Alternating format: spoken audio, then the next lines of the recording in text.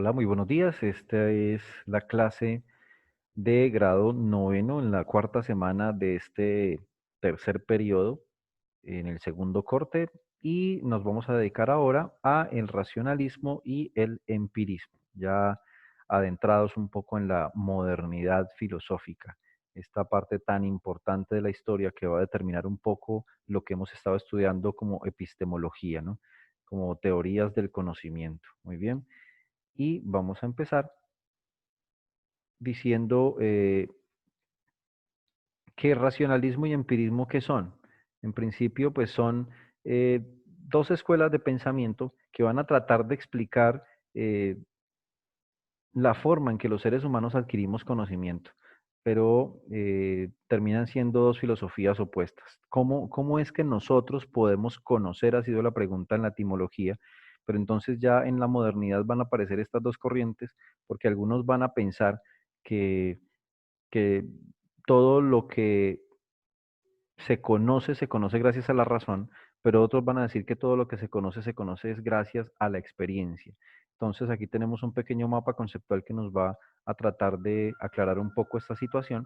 Entonces aparecen el racionalismo y el empirismo como las dos grandes corrientes etimológicas que nos van a mover incluso hasta la época contemporánea.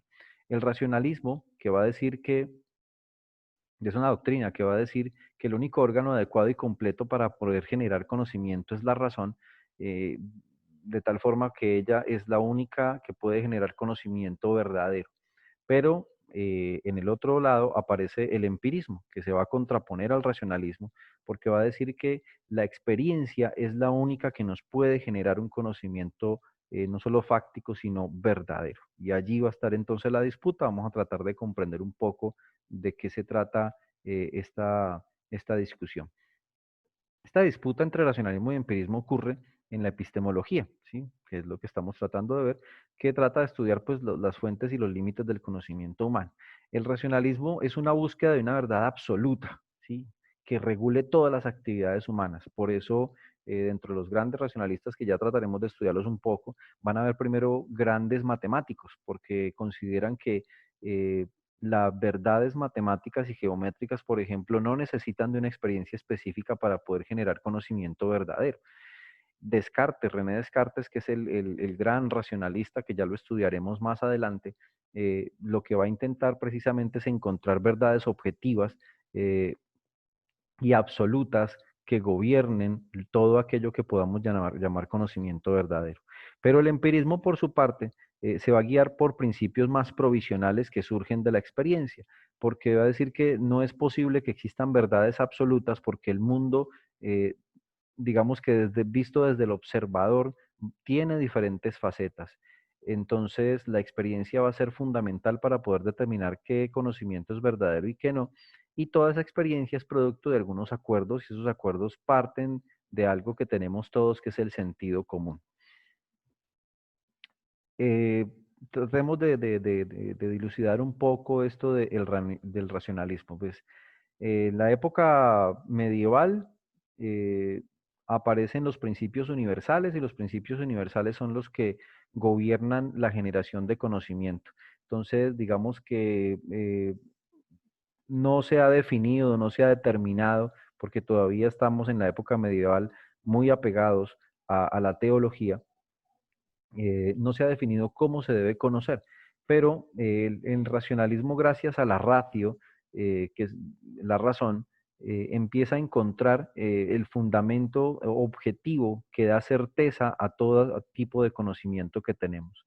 Este conocimiento surge gracias a que los sentidos nos engañan, dice por ejemplo René Descartes. ¿Cómo sé yo que todo lo que puedo experimentar gracias a los sentidos es verdad si a veces los sentidos me están engañando? Entonces, si los sentidos me engañan, yo no puedo determinar que un conocimiento es verdadero, pero algo es cierto, dice René Descartes, y es que lo que yo pienso, ¿sí? Inevitablemente, por más que le ponga dudas y trabas, termina siendo verdad si lo hago de manera correcta. Y va a crear dos métodos esta época. El primer método lo va a crear el racionalismo, que es el método deductivo. El método deductivo lo que dice es que yo, a partir de ideas generales, puedo llegar a conclusiones particulares. Entonces el humanismo que va a aparecer en esta época va a hacer surgir una nueva ciencia y este método deductivo va a ser lo que va a encaminar esta nueva ciencia. ¿Qué es el método deductivo en suma? Es posibilitar eh, que la idea, la representación mental, tenga un carácter de realidad absoluto, ¿sí? O sea, algo así como, si René Descartes decía, cogito ergo sum, si pienso, entonces existo, ¿sí? Entonces, digamos que va a equiparar a las ideas como base fundamental del pensamiento y les va a dar un carácter de realidad. Y a esa idea con carácter de realidad la va a llamar sustancia. También hay otra cosa en la que cree el racionalismo y es en el innatismo. Creía, por ejemplo, René Descartes, que hay ideas que vienen con nosotros. No necesitamos de la experiencia, ya parecieran venir con nosotros, entonces hay un acentuado creer en la metafísica. Todavía no se desliga de la ciencia de la metafísica, pero es fundamental en sus inicios. Y todo esto se da pues en el marco de movimientos políticos, sociales del siglo XVII.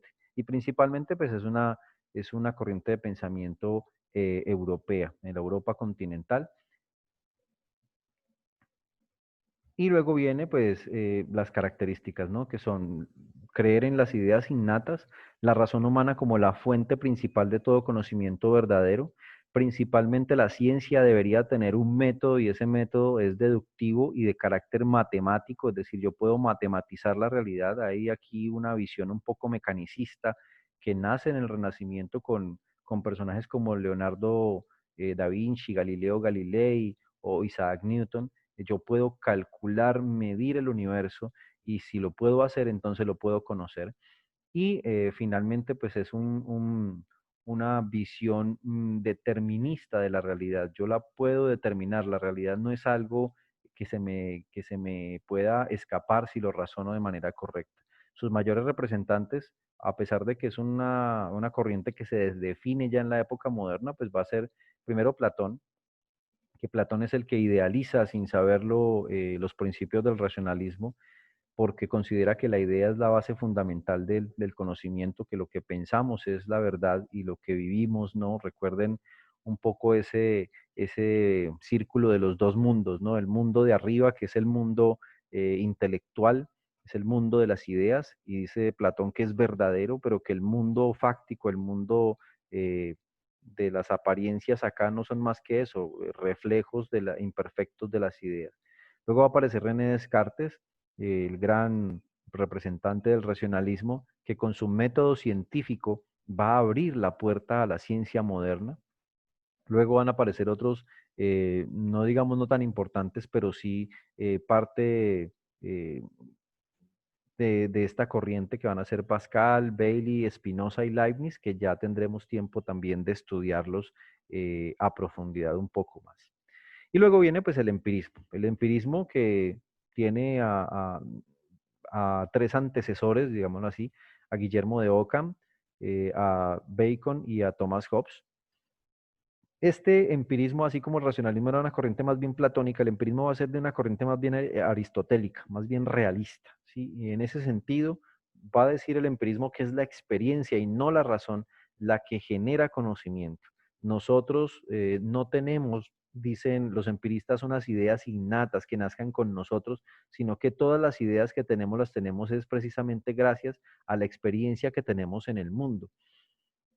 Esta experiencia sensible sí genera ideas, pero estas ideas no son innatas ni son sustancias, unas cosas amorfas allí, sino que son relaciones de ideas simples y complejas.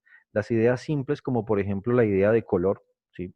Y las ideas complejas, que son coger esas ideas simples y juntarlas. Por ejemplo, un carro rojo. Yo tengo la idea de carro, tengo la idea del color rojo, y cuando las junto, pues puedo sacar una idea compleja, que es la idea de carro rojo. Pero no es algo que simplemente aparezca en mi alma y ya van a decir los empiristas, no, sino que es algo producto precisamente de esa relación que tienen los sentidos con el mundo. Y la imaginación, que es lo que va a servir de puente entre ideas simples y complejas, va a ser también fundamental en el proceso de conocimiento porque nos permite la creación. Entonces, esta corriente epistemológica pues va a considerar que los criterios de verdad están determinados a partir de la experiencia sensible y es la experiencia sensible la que va a generar entonces ideas simples y complejas. Ya trabajaremos un poco a estos personajes porque aunque hay algunas diferencias entre ellos, en suma dicen todos lo mismo. La experiencia es la generadora de conocimiento y allí vamos a tener a Francis Bacon, a Thomas Hobbes, a John Locke, a George Berkeley, a David Hume y a la escuela escocesa del empirismo que vamos a llamar el empirismo inglés. Y estos personajes pues van a ser muy radicales en que efectivamente a veces la razón tiene sus límites y terminamos elucubrando cosas que no tienen mucho sentido o que no tienen un carácter de veracidad absoluto. Entonces hasta ahí esta pequeña clase introductoria a lo que nos corresponde con respecto a el racionalismo y el empirismo.